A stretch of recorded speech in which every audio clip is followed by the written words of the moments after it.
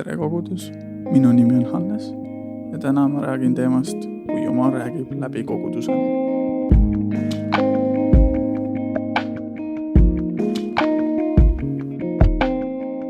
Alguseks ma loen teile kirjakoha 1. Korintuse raamatust peatükist 11, psalm 16. Kui aga keegi kavatseb kiusu ajada, siis ta teadku, et meil ega Jumala kogudusel ei ole seesugust kommet. Kogudusel on oma roll kristlase teekonnal. Kogudus on kutsutud tegema ja õpetama armastuse tegusid oma koguduse keskel kui ka väljaspool kogudust.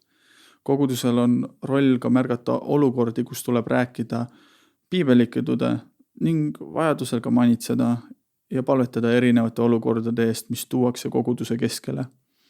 Koguduse eesmärk on ka pakkuda keskkonda vaimulikuks kasvuks kogukondlikus keskkonnas kui ka individuaalselt, jagades Jumala sõna ning piibelikku õpetust. Ja kogukonda, kus me saame kuulata, kasvada ning tegutseda. Ja mulle meeldib meie koguduse näide, mis on kujunenud välja aastate jooksul. Mulle meeldib, kuidas me enda kogukondades jagame oma nädalast ning räägime oma eludest nädala lõikes. Me räägime oma tipphetkedest, kus me oleme märganud Jeesust tegutsemast ja me räägime oma rõõme ja valusid.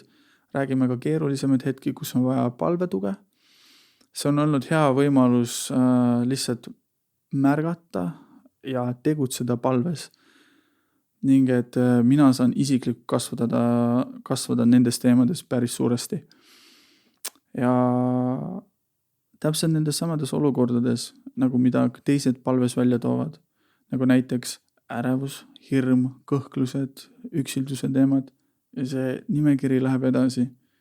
Mitte tuua ainult kuidagi depressiivseid või raskusi tekitavaid näiteid, siis ma olen sellesama meie koguduse keskel õppinud olema tänulikum ja nautima ka palvetamist. Siis kui kõik ongi hästi ning kui kuidagi kogen eriliselt Jumala õnnistust ja tema ligiolu.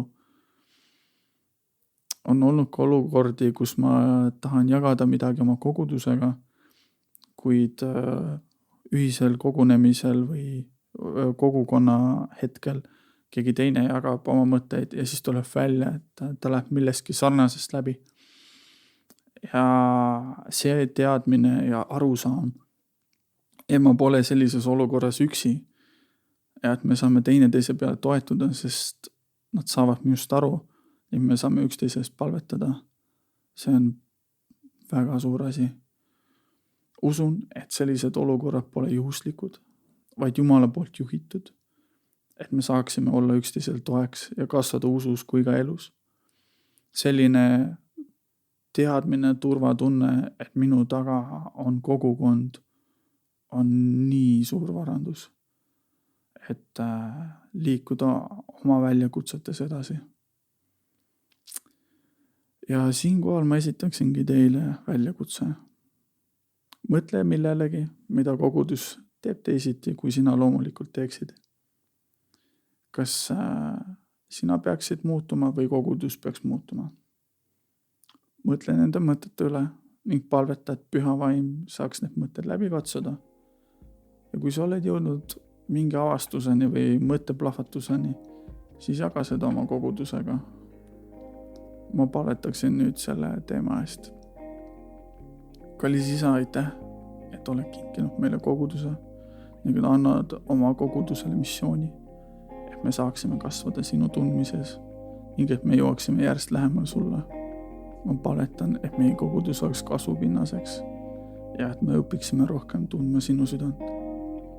Palvetan, et püha vaim tooks välja meie tugevused, mida me juba hästi teeme, et neid paremini saaks teha, kui ka meie nõrkused, et me nendes ka kasvaksime ja et meie kogudus ainult teeniks sind, issand. Amen.